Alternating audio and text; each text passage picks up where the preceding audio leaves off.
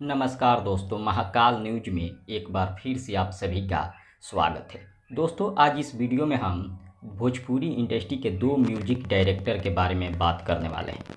एक का नाम है आशीष वर्मा और दूसरे का नाम है आर्या शर्मा जी। जी हाँ, इन दोनों के बारे में बात करेंगे और इनका ज़िंदगी पहले कैसा चलता था और अभी के डेट में कैसा चलता है।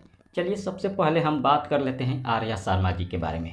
आर्या शर्मा जी भोजपुरी इंडस्ट्री में अभी के डेट में बहुत बड़े म्यूजिक डायरेक्टर हैं और बहुत ही कम समय में बहुत बड़ा म्यूजिक डायरेक्टर बन गए हैं। और इसका सबसे बड़ा कारण है, आर्या शर्मा जी किसी का चापलूसी नहीं करते हैं और इंटरव्यू जब भी देते हैं किसी के बारे में उल्टा सीधा नहीं बोलते हैं।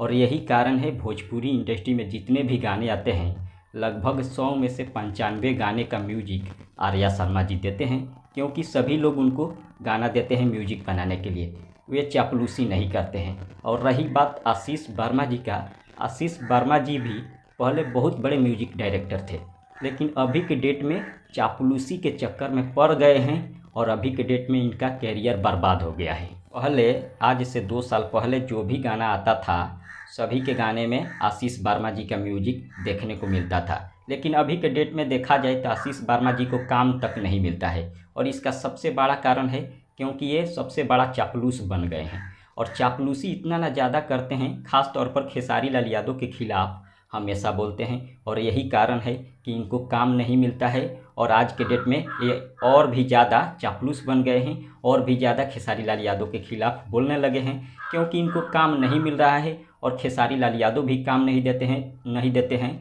और पहले काफ़ी ज़्यादा खेसारी जी इनको काम देते थे, अभी के डेट में नहीं देते हैं क्योंकि ये खेसारी लाल यादव के खिलाफ़ बोलते हैं। और भी सिंगर लोग हैं जो कि आशीष वर्मा से बहुत कम म्यूजिक बनवाते हैं। अभी के डेट में सबसे बड़े म्यूजिक डायरेक्टर आर्या शर्मा जी बने हैं और सबसे बड़ा म्यूजिक डायरेक्टर बहुत कम समय में बनकर उभरे हैं, क्योंकि वे चापलूसी नहीं करते हैं। यही फ़र्क है इन दोनों म्यूजिक डायरेक्टर के अंदर में। फिलहाल इतना ही, मिलते हैं अगले वीडियो में। धन्यवाद।